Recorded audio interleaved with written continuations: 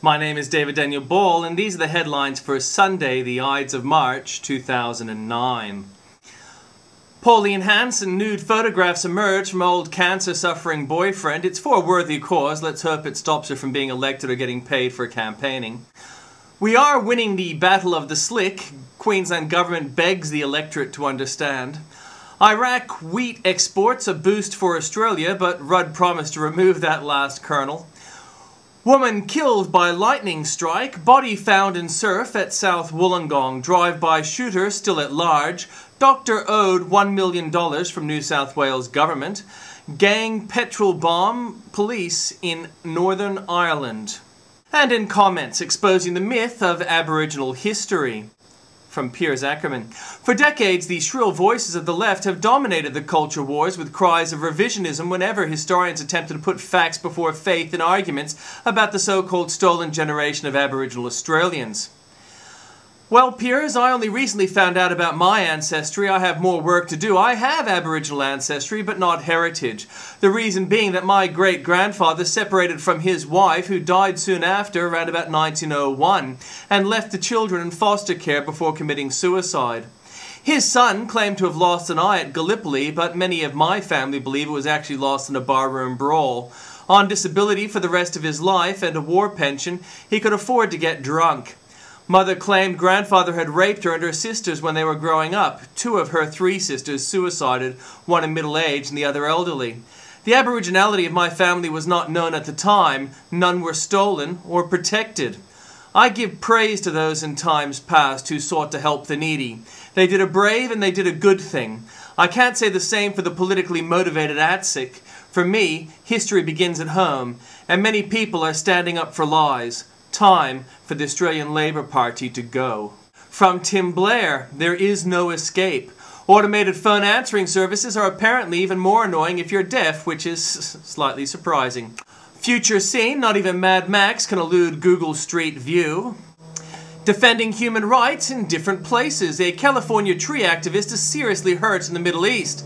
An Oakland man who was among the tree sitters who fought to save a grove of oaks and redwoods next to UC Berkeley's Memorial Stadium was critically wounded Friday in the West Bank by an Israeli-fired tear gas canister, officials and acquaintances said. Tristan Anderson, 38, was injured during a protest over the separation barrier that Israel erected between it and the West Bank. An Israeli soldier fired the canister during a clash with protesters and hit Anderson in the head, said Ulrika Jensen of Sweden, an activist with International Solidarity Movement. Anderson's girlfriend, Gabrielle Silverman, 25, was keeping a vigil at the hospital, group members said. The couple went to Israel because they are concerned about human rights violations, co-founder of Berkeley chapter of the International Solidarity Movement, Paul Larrardee, said. They are involved in defending human rights in many different places. They just felt compelled to do that in Palestine. Judging by the tone of this and other reports about Anderson's injuries, he'll be lucky to survive, which is sad. Yet, if he and his friends feel compelled to defend human rights in this region, why not go to where the majority of alleged abuses are taking place? In 2007, the death toll of Palestinians killed by Fatah or Hamas exceeded for the first time the number of Palestinians killed in clashes with Israeli occupation forces, said Hamdi Shakura, director of Democratic Development Unit at Gaza's Palestinian Center for Human Rights. Read the whole thing by the Sydney Morning Herald's Jason Katsoukas at the link. One heartbeat away, Vice President Stumble J. Hairplug chats with a colleague. At an event at Union Station today where Vice President Joe Biden was heralding the $1.3 billion in investments in rebuilding train stations and passenger rails, a microphone picked up one of the former senator's myriad Senate colleagues addressing him formally as Mr. Vice President. That met with Vice President Biden's standard reply. "Give me an effing break," he said, apparently unaware that the microphone was on. Hey, it's Joe Biden we're talking about. Maybe he doesn't even know what a microphone is. Word must be used. In other history-changing news, The Economist puts John Kerry in the White House. For all Europe's Obama mania, Mr. Obama is, in fact, one of the least European-minded of American presidents. JFK studied at the London School of Economics with Harold Laski, a leading British socialist. Bill Clinton went to Oxford University and surrounded himself with Rhodes Scholars who liked to discuss the German educational model. John Kerry was famously not just French-speaking, but also French-looking. A carbon conundrum for Obama. Barack Obama faces a revolution if he imposes emissions cuts on the US similar to those set in Europe. The chair of the Intergovernmental Panel on Climate Change has conceded. He said political constraints such as creating new jobs made it impossible for the new president to announce the measures that science believes are necessary. Impossible? No way. Just add more magical hopey changeitude. Labour's grip loosened in Queensland. Queensland lurching back to the coalition, says Andrew Bolt. The Galaxy poll published in the Sunday Mail newspaper shows the Liberal National Party has a 2-point advantage on a two-party preferred basis.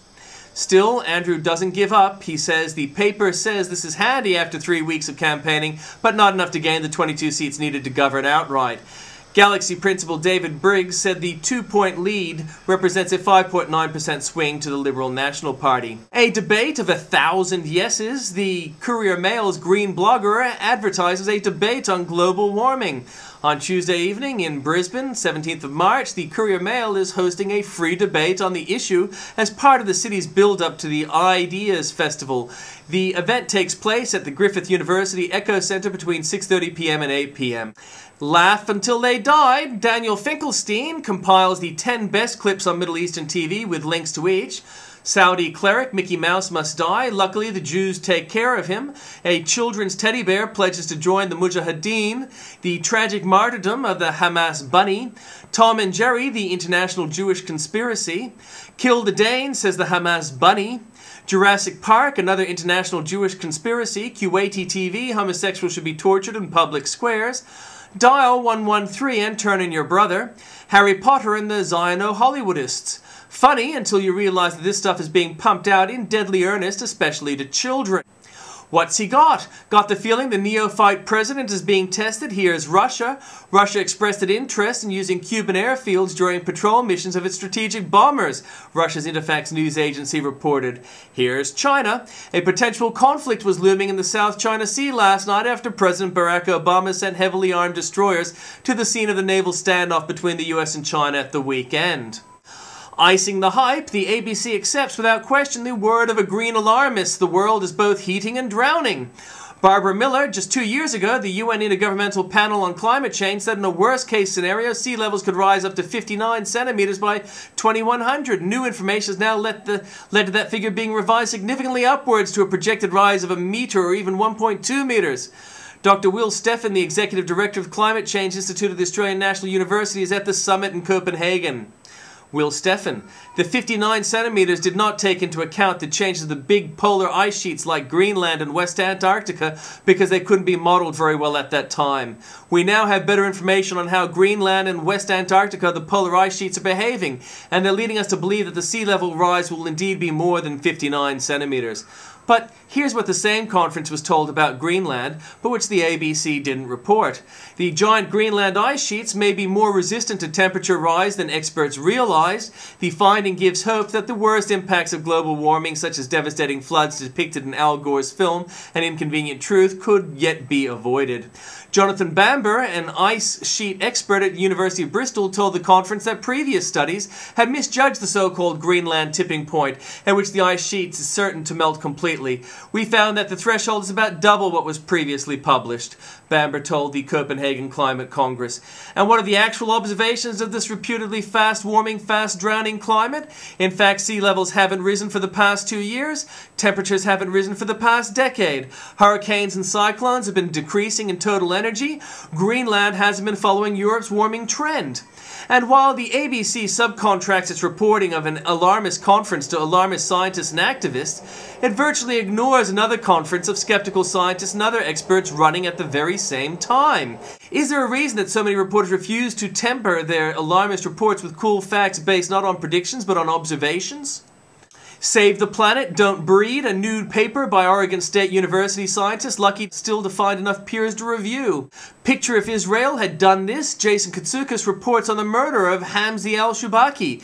His fate is a chilling example of the terror inflicted on dissenters who have lived under the Hamas regime in Gaza since June 2007. Rudd lurches left and the right is alarmed. There are a number of reasons on offer as to why the Rudd government is increasingly looking like a one-term wonder.